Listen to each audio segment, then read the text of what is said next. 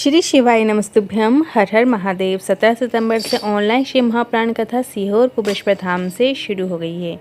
ये 5 दिवसीय शिव महापुराण कथा है जो कि 17 सितंबर से 21 सितंबर तक आस्था चैनल यूट्यूब के माध्यम से देखी जा सकती है। ये कथा ऑनलाइन के माध्यम से ही देखी जा सकती है या फिर आप सीहोर कुबेश्वर धाम में पहुंचकर भी कथा का श्रवण कर सकते हैं। आज 17 सितंबर पहले दिन की पितृपक्ष शिव महापुराण कथा पूर्ण हो चुकी है। इस वीडियो में आपको श्राद्ध पक्ष के नए उपाय की जानकारी मिलने वाली है। साथ ही नवरात्र में किए जाने वाले एक नए उपाय की भी जानकारी आज इस कथा में मिलने वाली है। किसी कारणवश यदि आपने आज कथा नहीं सुन पाए हैं तो पूरी कथा का रास्ता तो आपको एक छोटे से वीडियो से प्राप्त होने वाला है। तो बढ़ते हैं आज की कथा की पहली जानकारी की ओर। प्राची जी पत्र लेकर आए अमेठी यूपी से, लिखती हैं, एक प्रश्न है, आस्था चैनल वाले लाइव में आरती दिखाते दिखाते काट क्यों देते हैं? फिर हम आरती कैसे करें जब तुम काट ही देते हो? हम मंदिर भी जाते हैं, पूजन अर्चन भी करते हैं, फिर हमें स्वप्न में शिवलिंग क्यों दिखता है? तो इस पर गुरुजी ने कहा, अगर आप भगवान के पूजन अर्चन कर रहे हैं और स्वप्न में शिवलिंग के दर्शन होते हैं तो ये सोच लें आपके जीवन में कुछ शुभ कार्य होने वाला है। इसके बाद आस्था चैनल द्वारा भी घोषणा की गई कि जो ऑनलाइन टीवी और मोबाइल पर यूट्यूब के माध्यम से कथा का श्रवण करेंगे उसमें आरती कट नहीं की जाएगी, पूरी आरती दिखाई जाएगी, भले ही टीवी पर काट दी जाए। आज की कथा की दूसरी जानकारी की ओर। कितना सही कहा गया है। गुरुजी ने कहा, किसी को गाली दे दी पाप है, किसी को मार दिया पाप है, किसी को अपशब्द कह दिए वो भी पाप है, आग लगा दी पाप है, किसी को चाकू मार दिया पाप है, किसी का जो हक है वो खा लिया वो भी पाप है, किसी को गलत दृष्टि से देख लिया वो भी पाप है। पर शिव महापुराण की कथा कहती है कि व्यासपीठ पर बैठकर अगर आप किसी साधु का, सन्यासी का या कथाकार की आलोचना कर रहे हैं या निंदा कर रहे हैं तो वो महापापी है। बढ़ते हैं आज की कथा की तीसरी जानकारी की ओर। गुड्डी देवी दिल्ली एनसीआर से पत्र लेकर आई, लिखती हैं, एक लोटा जल चढ़ाने का क्या वर्णन करूं? मेरा बेटा एमबीबीएस की तैयारी कर रहा था पर उसका सिलेक्शन नहीं हो रहा था। उसने 3 बार दिया, उसका नंबर नहीं आया और वो हिम्मत हार गया। तब हमने उससे कहा, रात दिन एक कर दो और एग्ज़ाम के पहले बेलपत्र में शहद लगाकर उसे शिवलिंग पर चिपकाते हुए एग्ज़ाम देने जाओ।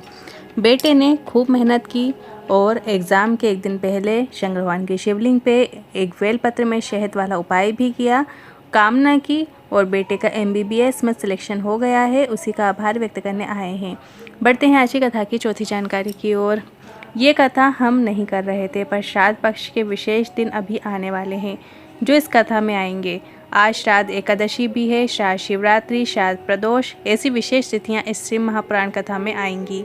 और अगर किसी ने न दान किया है, न तर्पण किया है और ना ही श्राद्ध पक्ष में कुछ किया है, पर उसके घर में से किसी एक ने भी इस शिव महापुराण कथा का श्रवण कर लिया है तो उसका लाभ उसके पूरे परिवार को प्राप्त होगा। बढ़ते हैं आज की कथा की 5वीं जानकारी की ओर।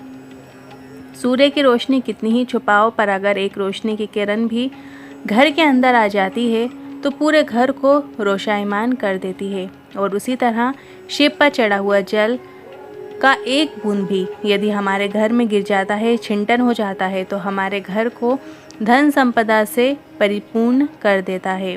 कि भोलेनाथ के शिवलिंग को ज्योतिर्लिंग भी कहा जाता है। बढ़ते हैं आज की कथा की 6वीं जानकारी की ओर। माता पार्वती भोलेनाथ को अपने नाना जी के घर लेकर जाना चाहती थी पर भोलेनाथ नहीं जा रहे थे तो माता पार्वती जी ने कहा, आपके दर्शन पाकर मेरे नाना नानी को कल्याण हो जाएगा। शिव जी स्वयं कहते हैं, गंगा का जल लेकर मेरे ऊपर समर्पित कर दो। जो जल मेरे ऊपर अर्पित होगा वो जल का एक अंश आपके नाना जी को पितृलोक में प्राप्त होगा और वो तृप्त हो जाएंगे और उनका कल्याण हो जाएगा। बढ़ते हैं आज की कथा की 7वीं जानकारी की ओर। श्राद्ध पक्ष के प्रदोष की विशेष उपाय की जानकारी देते हुए गुरुजी ने कहा, पितृपक्ष के प्रदोष के दिन एक कलश जल, एक बेलपत्र और एक चावल का दाना आप शिवलिंग पर अर्पित कर रहे हैं और शाम के समय प्रदोष काल में एक दीपक बेलपत्र या तुलसी जी में या शिव मंदिर में या पीपल में या वट या आंवले के वृक्ष के नीचे प्रज्वलित कर रहे हैं तो आपको अपने पितृ के लिए कुछ भी करने की आवश्यकता नहीं। आपके पितृ तृप्त हो जाते हैं और आपको आशीर्वाद प्रदान करते हैं। बस आपको सुबह के समय एक कलश जल, एक बेलपत्र, एक चावल का दाना आप शिवलिंग पर अर्पित कर दें। पहले बेलपत्र और चावल का दाना अर्पित कर दें, फिर एक कलश जल अर्पित कर दें और शाम के समय आपको बेलपत्र के वृक्ष के नीचे या फिर तुलसी जी या फिर शिव मंदिर या फिर पीपल, वट या आंवला, इनमें से किसी भी एक जगह पे आपको एक दीपक प्रज्वलित कर देना है। बढ़ते हैं अगली 8वीं जानकारी की ओर। नवरात्र में किए जाने वाले एक नए उपाय की जानकारी देते हुए गुरुजी ने कहा, माता के मंदिर दर्शन करने जा रहे हो तो एक पुष्प की 9 पंखुड़ी लेकर जाओ। एक लाल पुष्प की 9 पंखुड़ियाँ लेना है और माता को आपको अर्पित कर देना है।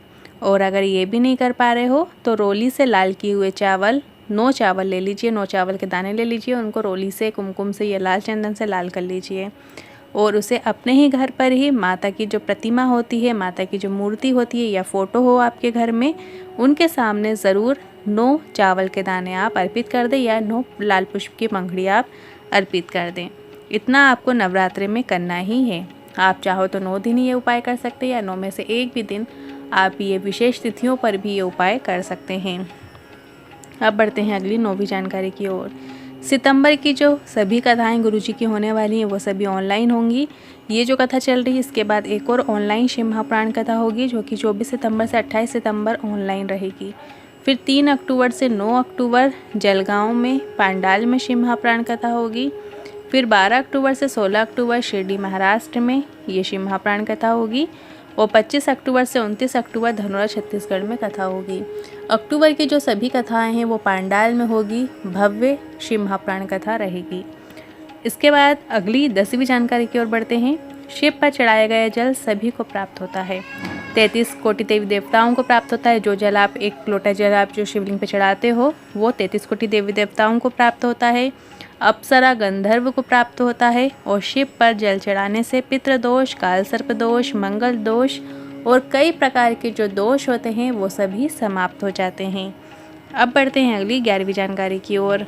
गुरुजी ने कहा, जिनकी बेटियां हैं, बेटियों को चिंता करने की ज़रूरत नहीं है। कुबेर भंडारी की धरा में रोज एक कन्या का विवाह होगा। ऐसी व्यवस्था जल्द ही शुरुआत होगी जिसमें वर पक्ष से 25 लोग शामिल हो सकते हैं और वधू पक्ष से भी 25 लोग शामिल हो सकते हैं।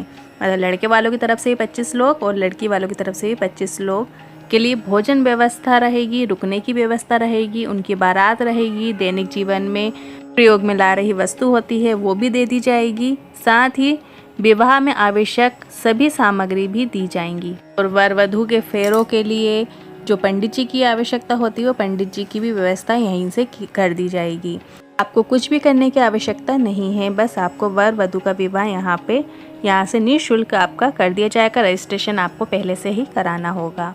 अब बढ़ते हैं अगली 12वीं जानकारी की ओर। गुरुजी ने कहा, कोई तुमको धक्का दे रहा है, कोई तुमको ताने दे रहा है, कोई तुमको कहे कि जीवन में तेरे साथ कुछ अच्छा नहीं हो सकता, तो मेहनत ज़्यादा करना और सीहर कुबेश्वर धाम आकर 5 कंकड़ उठाकर कंकड़ शंकर का पूजन करना और भोजनशाला से प्रसाद प्राप्त करके धरा में बैठकर 108 बार श्री शिवाय नमस्तुभ्यम बोलना। जीवन के कष्ट जल्द ही दूर हो जाएंगे।